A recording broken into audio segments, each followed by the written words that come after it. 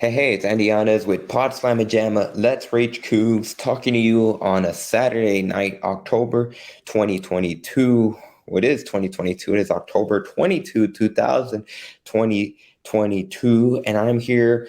Haven't done one of these in a while. I haven't done it on this channel. Pawd Slama Jama short. I guess I called it PSJA in 5 is what I had originally called it, or it might have been in 10. But anyways, it is just a short version of essentially me being able to sit down and have a reaction conversation. I will not do these live, unfortunately, although this would be a very, very good topic to be able to have and speak with people live because I'm going to be talking about the Houston Cougars and Texas Longhorns not so secret scrimmage when it comes to men's basketball that both programs they met in San Antonio on Saturday, October 2022. I did it again, October 22 from the year 2022 that I am recording this. Now, what I'm going to share with you guys is a little bit of information that I got from a source close with knowledge of the scrimmage and what they told me.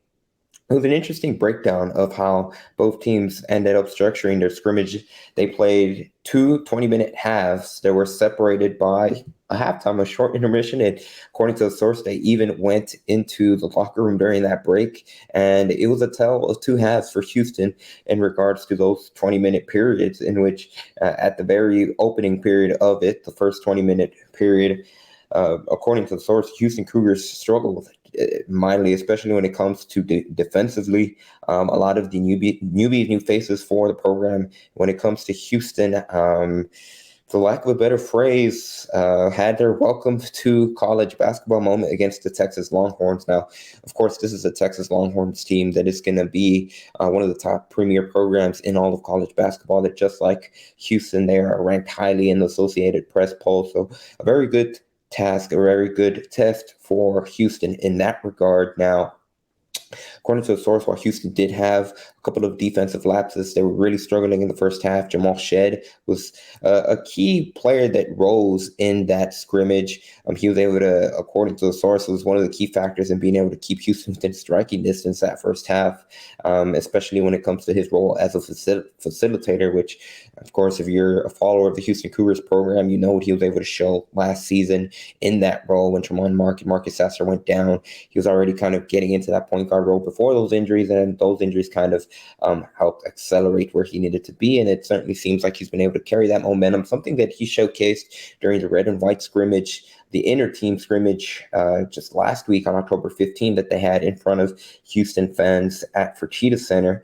Now, in the second half, after the break, according to the source, it was a completely different Houston Cougars team that flipped the switch. They found that gear and they were able to be much more crisp, much more sharp. According to the source, the players that stood out offensively for Houston in the scrimmage were Marcus Sasser, Tremont Mark, and Jarvis Walker to go along with Jamal Shed, who, once again, like I mentioned earlier, was pivotal in keeping Houston within striking distance against Texas. Now, we'll caveat this because it is a scrimmage. Final scores, whoever won, doesn't matter. If you guys were able to go and ask Kelvin Sampson, some media will attest to this. If you asked them about final scores and this and that, you would get shootouts in regards to that. These scrimmages are much more about being able to work on specific things, get players, maybe not exposed is not the right word, but being able to get them to get thrown in the fire a little bit without the stakes, get thrown in the medium-sized fire, in the not-so-warm fire, if I'm just rambling a little bit, but the point is being able to kind of get that high intensity that you're not necessarily going to get from just inter-team scrimmages, or being able to see the same team over and over again. Because, now Houston's entering the point where I think they're about to be 4 weeks into their training camp, practicing against each other. I mean, something Kelvin Sampson said last Saturday, even just as a team, they haven't scrimmaged against each other that often. Obviously, when you do inter-team scrimmages, the players know what you're trying to run offensively. They know what you're trying to do defensively. So a much better test to be able to have another opponent that isn't a member or fellow teammate in a scrimmage, which is most important. Now, I will Obviously, I say all that to say that after the two 20-minute periods, according to the source, it was Houston that had the lead. So I guess if you look at it in that manner, they were victorious against Texas. Once again, that's not the main takeaway in regards to these scrimmages. Both teams also had an additional 10-minute scrimmage for the underclassmen and for a lot of the walk-ons on the program too. And that was a good test for those guys being able to get some minutes. Again, similar to just a scrimmage overall, being able to test yourself against someone that isn't a fellow teammate. Now, Jeff Goodman, who was actually one of the first people that reported on these not-so-secret scrimmages, I can't remember if it was 2 weeks ago. It might have been a little bit longer than that. He said Houston was going to scrimmage Texas and Duke on October. They were going to scrimmage Texas today, which is October 22, and Duke next the following Saturday, October 29th, is what Jeff Goodman reported.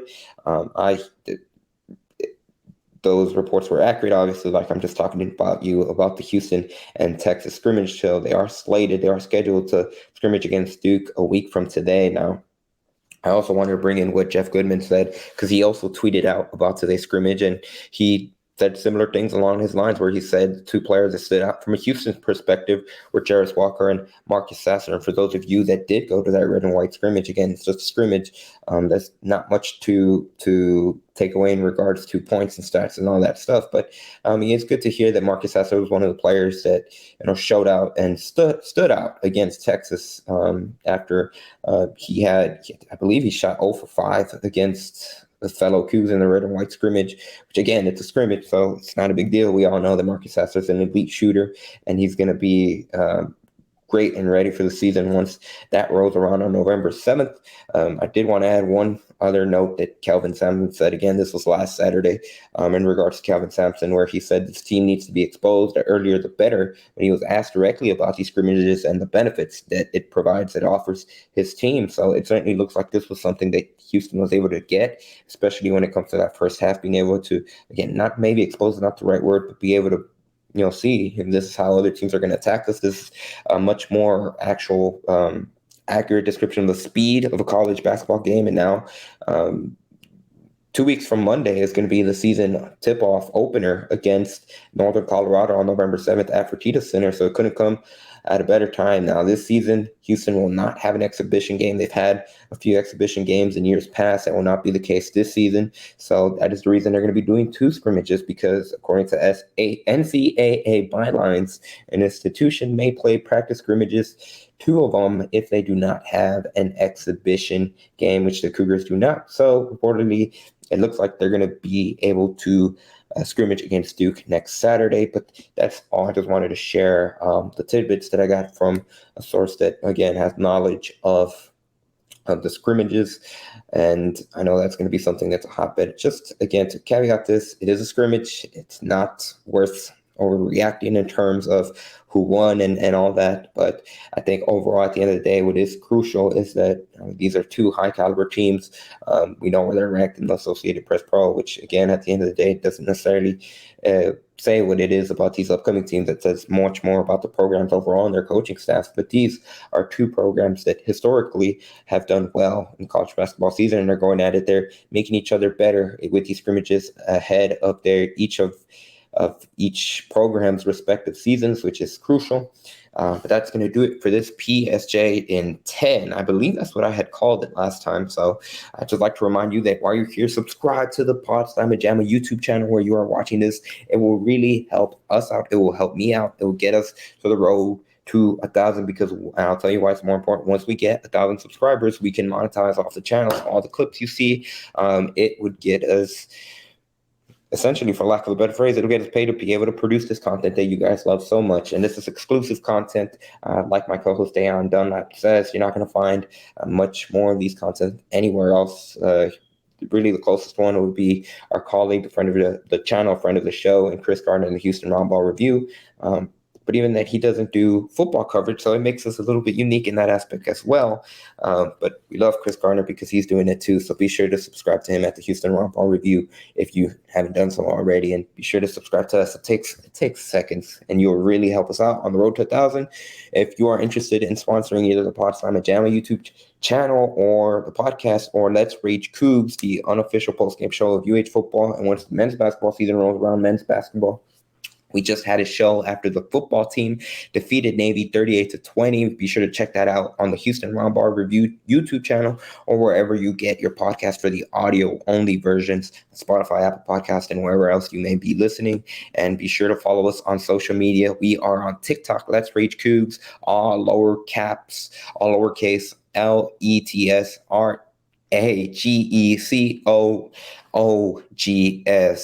On Instagram and TikTok, and be sure to follow us on Twitter at Pawd Slama Jama. That's PAWDSLAMAJAMA. Once again, I'd like to thank you guys for checking this out. Once again, hit the subscribe button if you want more content.